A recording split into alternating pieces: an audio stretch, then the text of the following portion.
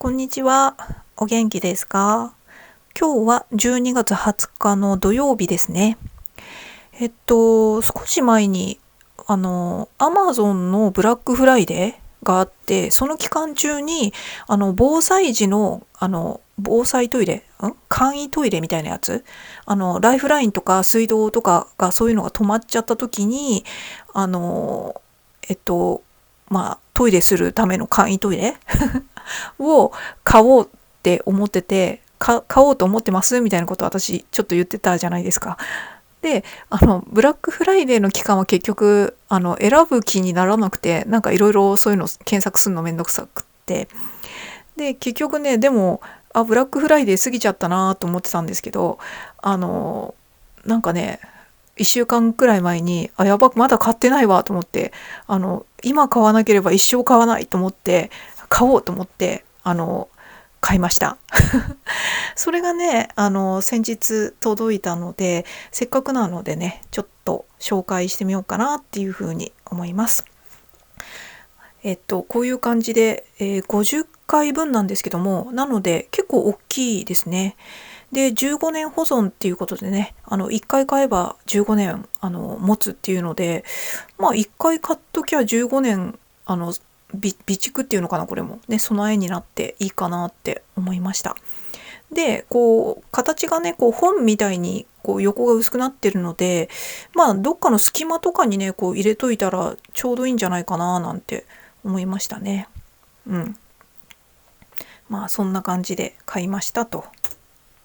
で、このトイレね、いろんなメーカーとかね、そういうのあったんですけども、で、YouTube とかでもね、結構防災系のチャンネルとかで、いろんな検証とかね、このトイレはこうだったとか、そういう検証とかね、そういう動画をいろいろ見て、その中で私が選んだそのポイントとしては、安いやつとかだとね、えっとね、こう、手袋、ビニールの手袋がついてなかったりとか、結構こう、なんだろう、あとこう、排泄の袋と匂いが出ないための、さらにこう、最後に入れる袋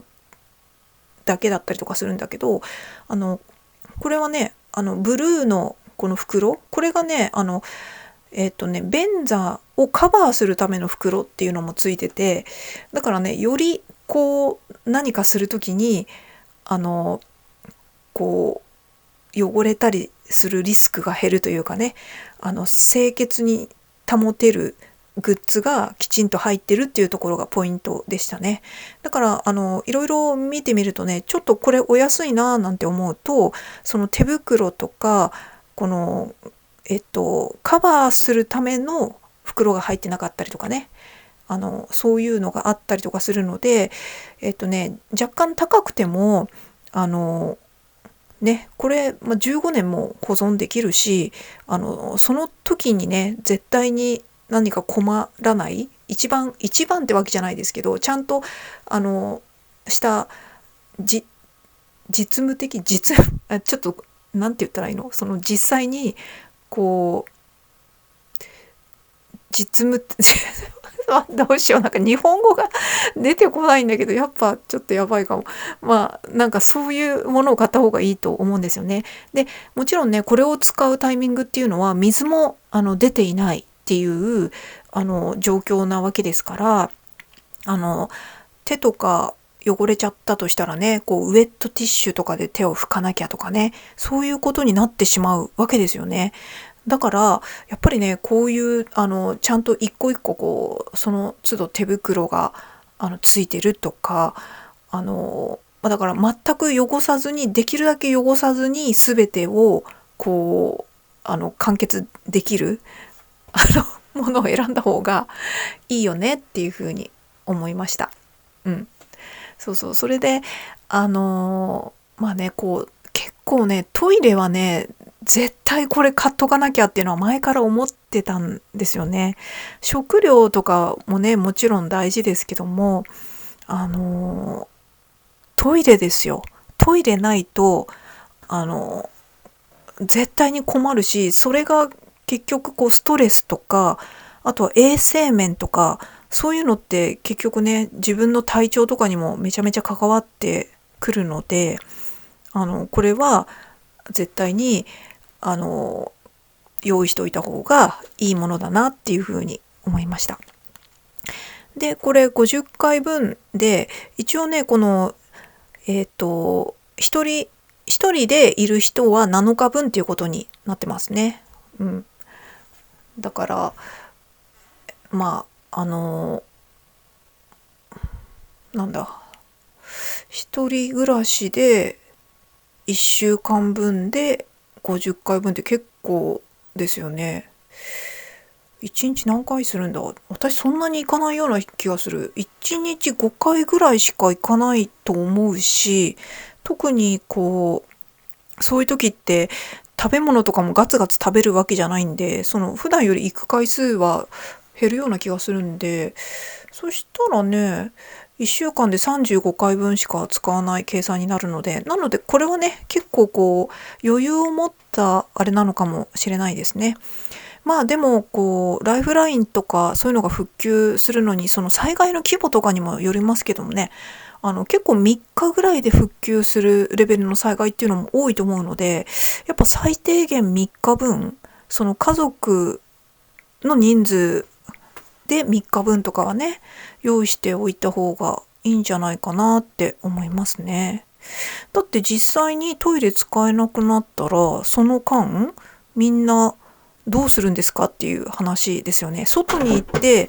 避難所とかで簡易トイレみたいなとこでするにしたってね、やっぱ逆にそこの方が衛生面とかいろいろそういうのもありますし、やっぱりね、自分で用意した方がいいと思いますね。あとやっぱりね、その時に例えば自分の家にあるね、こうゴミ袋とか、ペット用シーツとか猫砂とかそういうのがある方はそういうので代用しようとか思ってるかもしれないですけれども、やっぱりね、こういろいろこう検索して読んだりとかしてみて、このしっかりした防災用のものを用意するっていうのは大事だなっていうふうに思いましたね。袋とかね、これは結構知ってる人がほとんどだと思いますけども、普通のゴミ袋とかだとね、こう細かいなんていうんですか、この分子レベルでの穴って開いてるんで、匂いとかって漏れるんですよね。漏れるっていうか、もう普通に出るのが当たり前の設計なんで、水は出ないけど匂いは出るっていうね。なのでこのちゃんと防災用のトイレとかだと匂いが出ないようなちゃんと袋を使ってるので、1日ぐらいだったらね、ゴミ袋でもいけるかもしれないですけど、それが数日ってなったら絶対にこの簡易トイレ、防災用のその専門のトイレっていうのは必要になってくるだろうなっていうふうに思いましたね。そんな感じでこの簡易トイレを買ったんですけれども、ついでにですね、なんだ、ライトも買ったんですよね。なんかもともとね、このライト何か買っときたいなっていうのもあって、本当はね、このヘッドライトを買おうと思ったんですけど、ヘッドライトもしくは首にね、ネックレスみたいにこうぶら下げる、このあれ何ライトっていうんだろう、とにかくこう首から下げるライトのどっちか買おうかなと思ってたんですけども、なんかいろいろね、こう防災系の YouTube とか見てた時に、なんか一つなんかこ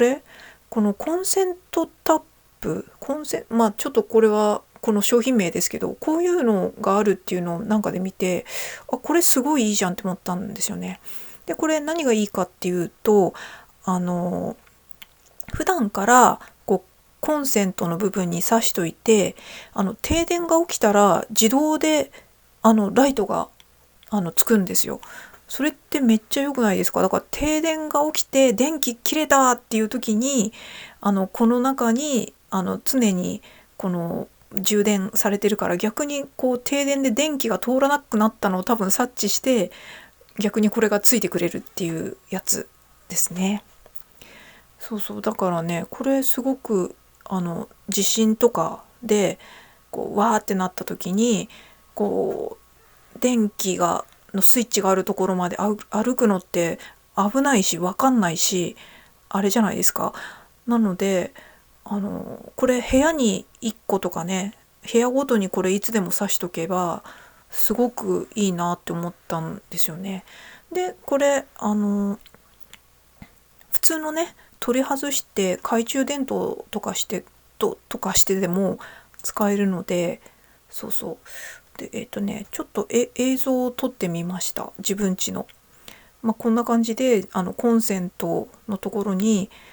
普通にタコ足としても使えるんですよね。そのコンセントのプラグを1個入れちゃうと他のがつなげないんじゃなくて、この左右にねこのタコ足みたいのがついてるんで、それは大丈夫ってやつなんですけど、ちょっと上にするか下にするかちょっと迷ってたんですけれども、このライトが上にこう照らされた方がいいかなと思って、こういう形で私はね設置してみました。これで今、充電とかしてる感じなのかな。でこうちょっと取ると、つまり電気が途切れたってことで、こういう感じで多分地震とかが来た時に自動でつく形になってんのかなと。で消したい時はね、さっきみたいにボタンのところで消したりつけたりっていうのはね常時できるので、そうそう、だからこれでね部屋の明かりがこの停電と同時に確保できて、でこうなんだろう、今ちょっと電気消してみたんですけれども、こういう感じで結構明るいですよね。そうそう、だからこう、予備のランプとしてもいいし、あとはね常にいつもここにつけといて、なんか普通の普段の用事でちょっと懐中電灯って時ね、ここのコンセントからこう引っ張り出してちょっとその辺使ってうろうろ使って、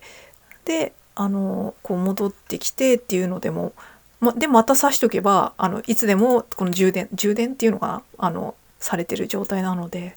めっちゃいいじゃんっていう風に思いましたね。そうそう、だからねこういうのもついでに買ってみました。でね私はやっぱりこう何かこう災害が起きた時に自宅で自宅避難をしたいって思ってるんですよね。避難所ではなくて。なのでなんだろう、こうもちろんねこう例えば大きい地震とかで自分が住んでるアパートとかがこうひびが入っちゃったりとか、もう倒壊の恐れがあるとかね、そういうまずいっていう状態になってしまったならば、あとは津波とかでですね、つまりこうもう家に待機できないっていう状態になっちゃったら、もちろん避難所に行くしかないですけども、ライフラインは止まってるけれども別に家が倒壊する恐れっていうのは特にはないっていう場合は、場合によってはっていうかね、倒壊する恐れがないんだったらやっぱりこう自宅で避難できるのであれば、待機できるのであれば、避難所に行かずにそれの方がいいと思うんですよね。やっぱり避難所に行くとねこういろいろこう感染症とか病気とかね、衛生面とかもあれですし、人もたくさん集まってるし、そういう感染ウイルスとかね、そういう、インフルエンザとか風邪とか、コロナとかそういうのにかかりやすいっていうのもありますし、あとは盗難とかね、あとは女性だとこう、セクハラ的なね、ああいうのとかって結構あるらしいんですよね。なのでそういう二次災害、これは二次被害っていうのかな、そういう二次被害で、つまりその病気になってとかそういうので亡くなられたっていう方も結構多いらしいんですね。この避難所とかでいた人とかでもね。なので特に避難所に行かなねばならない理由がないのであれば、もう家屋が倒壊しちゃってとかね、そういうんじゃなければ、できたら個人個人が自宅で避難できた方がいいんじゃないかなっていうふうに思ったりしますね。あとなんだっけな、熊本地震の時だったっけな、どっかの体育館とかの避難所に指定されてたところとかは地震の際にやっぱり体育館とかだとなんていうの、柱とかがこういっぱいあるわけじゃないじゃないですか。広い分柱がそのこの端っこにしかないわけで、逆に倒壊の恐れがあるから危ないっていう判断がなされて、そこを避難所にしなかったとか、そういうのも聞いたことがあるんですよね。だから場合によってはきちんとした昔の建築なんとかじゃなくてちゃんと耐震性のあるところとかだったら自分家の自宅の方が場合によっては安全とかね、そういうのもあるかもなっていうふうに思いますね。よく地震とかで家が崩れてもトイレの中だけはこう倒壊しなかったとかそういう話も聞くじゃないですか。やっぱ狭いスペースでこの支えてる柱の部分がこう狭かったからっていうことだと思うんですけども、その原理で大きい体育館とかだと地震っていう場合だと逆にこう危ないかもっていうこともあると。ただね、だから自宅の方が安全だとかいうわけではないので、もちろんその時の被害の内容とかどういう災害なのかとか、そういう種類にもよって全然違ってくるので、あれですけれども、ただね、やっぱり災害の時に自分家でこう在宅避難ができる体制っていうのはやっぱ整えておくべきだなって思いましたね。私もね、そう考えるとちょっといろいろ全然まだ準備が足りないなってすごく思い当たるものがいろいろあるんで、ちょっとね、なるべく揃え始めようかなっていうふうに思いますね。で、食料とかね、そういうのに関してはいわゆるローリングストックですね。普段もね、普通に消費できるものとかを多めに買っておくってことですよね。よく代表的なのはサバ缶とかね。そのサバ缶とかって別に備蓄じゃなくても普段の食事で結構食べますよね、定期的に。なのでそういうのをねたくさん買っておいて食べたらまた買っておくみたいな感じで、常にストックを多めに置いておくっていうことですよね。あと私は結構レトルトのお粥とかはね一応備蓄品として置いたりとかはしてありますね。もうちょっと今でも何個だろう、4つか5つぐらいしかないけど、それくらいでいいのかな。そればっかだとあれですしね。それとかもね特に温めなくても食べれるものだったりとかするんで、そういうローリングストック、食材とかでもね準備しておくといいかなって思いました。準備っていうか普段からこれはローリングストックっていう形で多めに持ってて普段も食ってるっていうものですね。食べ慣れたものがあるっていうのはいいですしね。あとトイレットペーパーですよね。トイレットペーパーもローリングストックの代表的な備蓄品だと思いますので、ちょっとねトイレットペーパー多めにもうちょっと買っとかなきゃなって思いました。かなり多めに置いといても別にそれ必ず消費するから全然無駄遣いじゃないじゃないですか。ただスペースを取るっていうだけでねそれもねうまく置き方とかね、あとは余計なものとかをいらないもの結構家にいっぱいあるので、そういうのを断捨離する機会にもなるかもしれないし、トイレットペーパーもうちょっと置いとこうかななんて思ったりとかしました。で、私はねトイレットペーパーはもともとね匂いがついてるやつとか嫌いなんですよ。だから向こうでシングルダブル嫌いなんですよ。私いつかの動画でも言ったと思うんですけど、トイレットペーパーは絶対にシングルがいいって思ってて、それが私の好みなんですね。だから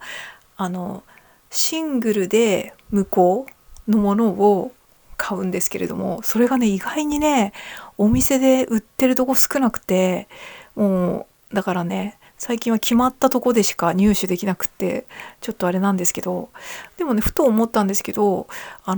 災害の時とかねトイレットペーパー別に普通にティッシュの代わりにも使えるじゃないですか。そういう時ねやっぱり向こうとかの方がいいですよね。変な匂いとかついてると、変なってわけじゃないんですけどよくねフローラルの香りとか花の香りとか書いてありますけどそういう時ね、なるべくシンプルなただのペーパーであってほしいっていうのもあるので、災害用のものはね、匂いがついてないものを選んでおくといいんじゃないかななんて思ったりとかしますね。そんな感じで、ちょっとね、意外と今回トイレとライトのことをこれ買ったよっていうことでお話ししてみましたけども、今度機会があったらね、私備蓄とかね、この何か脱出逃げる時のバッグの中にこういうものを入れてますとかね、そういうのを機会があったら紹介したいなと思うんですけど、紹介するにはまだはかけっていうか、なんかこれ足りないなっていうのいろいろあるんで、いつか紹介できるようにきちんとちょっと揃えていきたいななんて思ったりとかしましたね。今防災グッズとかもいろいろあるし、結構面白いかなって思いますね。面白いかなっていうと不謹慎なんですけど、こんなのあるんだって思ったりとかしますね。あと今回ちなみにライト買いましたけれども、もちろん LED ライトなんですけれども、LED ライトっていうものがね、世の中にできてよかったなってすごい思うんですよね。LED ライトって今では当たり前ですけども、何年前だ、20年前くらいになんか LED ライトっていうのを日本人でしたよね。どなたかが開発してみたいなすごい話題になって、それから蛍光灯とかね、そういう電球とかがだんだんとLED ライトになってきて、信号とかもね全部 LED に変えるとかね、そういうのが起こったじゃないですか。だから最近の若い人とかね、 LED ライトなんて当たり前じゃんと思うかもしれないですけど、私たちみたいにね、昭和生まれとかだと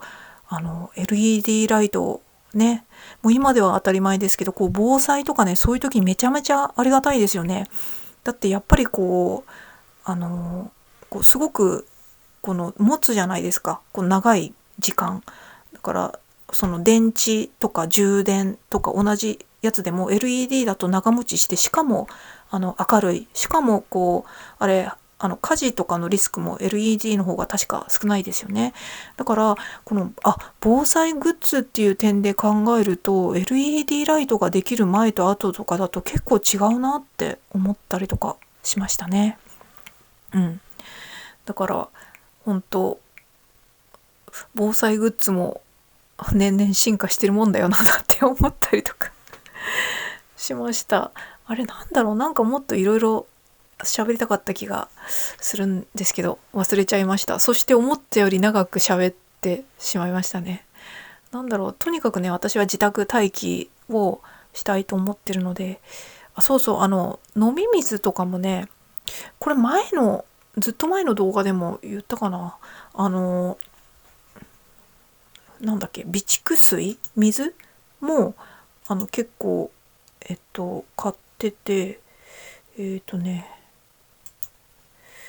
何年保存だったっけ、水も5年保存か、5年保存ですねのやつを2リットル ×9 本ですね。これをちょっと前に買ってて、これも今年だったかな、買ったの。で2030年の10月までっていう備蓄用の水も一応お家には置いてありますと。でもちろん飲み水としてあれなので、もしねライフラインとかが止まるなと思って家で待機する感じだなと思った場合は、お風呂場とかね、もしくは私は洗濯機とかもかな、水を溜めれるところになるべく溜めといてっていう風にしようかなっていう風に思って、こっちは飲み水ですね、この買ったやつは。ライフラインが止まる時って結構水道は最後まで出ることがあるっていうじゃないですか。なのでとにかく水道をちょっと出しておいて、お風呂とかバケツとかに水を溜めておくといいのかなって思ったりとかしましたね。そんな感じでなぜか防災の話になってしまいましたけれども、まあね、こう自分はねもうそんなに長くこう生きなくてもいいよとかね、もしくはこう若い人とかでもね別にそんな生きなくてもいいやって思う人もいるかもしれないですけれども、多分ねこういう時になったら大災害だ、自分もう生きなくてもいいからと思ってその場で自害しますってなかなかできないと思うんですよね。とりあえずでも一旦逃げると思うんですよね。やっぱねそういう時とか結局こう自分は別にそんな長生きしなくてもいいですって思ってても人に助けられちゃったりすることってあると思うんですよね。やっぱね助けちゃうと思うんですよ。ある程度結構この人危ないとか思ったりとかなので結局だから準備をしなくてもいいですって言ってもそういう形で人を危険にさらしたりとか、あとは人のものをいただいたりとかすることになるかとも思うので、特にね私みたいにぼっちで生きててとかいう方は、備蓄しといてもいいんじゃないかなっていうふうに思います。でそんなにね別に長く生きなくてもいいんですっていう場合も、その恐怖の最中でこうおろおろした状態で、はい今あなたはもうここで終わりにしてください、自分のタイミングじゃなくて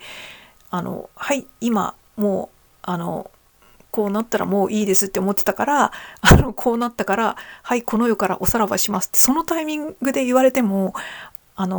自分で選びたいじゃないですか。なんか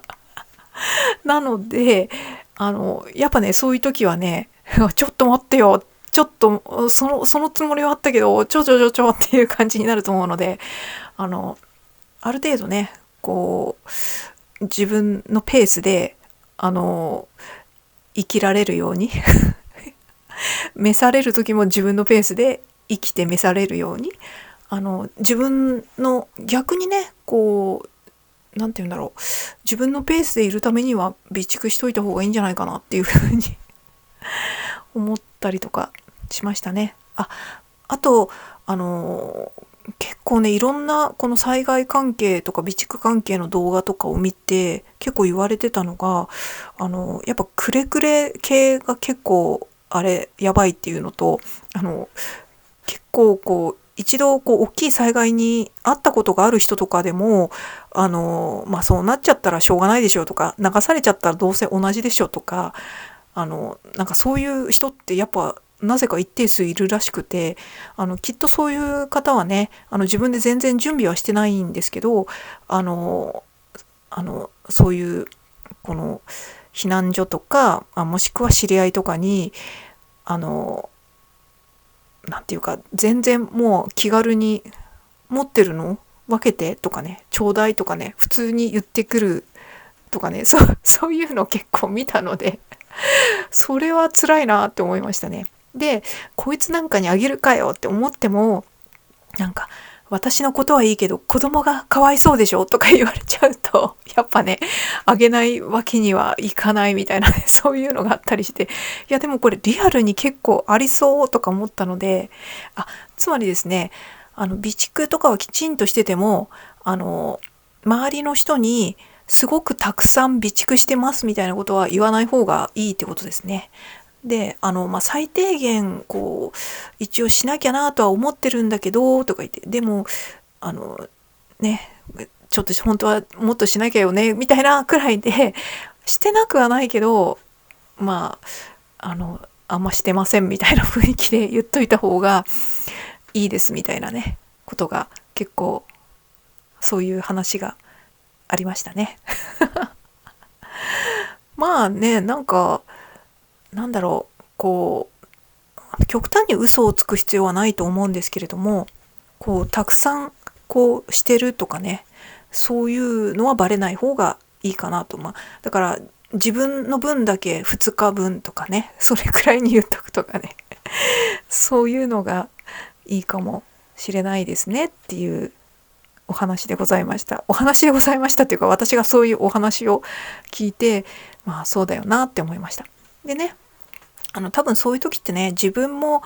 こう場合によってはこの人にはちょっと分けてあげたいとか、そういうのもあると思うんですよね。で、あとその人とこれをあげる代わりに私がその時困ったりとか足りないものを分けてもらう交換とかね、そういうのもできると思うので、逆にね、大っぴらにあげるよとは言えないけど、この自分のね大事な知り合いとか友人とかそういうのが困ってるっていう風になったら、こっそりね分けてあげることができるので、そういう意味でもね持ってたらいいなって思いましたね。なんか知らんけど、ちょっとね最近急に防災グッズをもうちょっとちゃんとしなきゃなって思ってたのが、なんかねちゃんとしなきゃってすごい気持ちが最近起こったのでしようって思いました。でね、私も一気に全部揃えられないので、ちょっとずつね増やしていきたいなって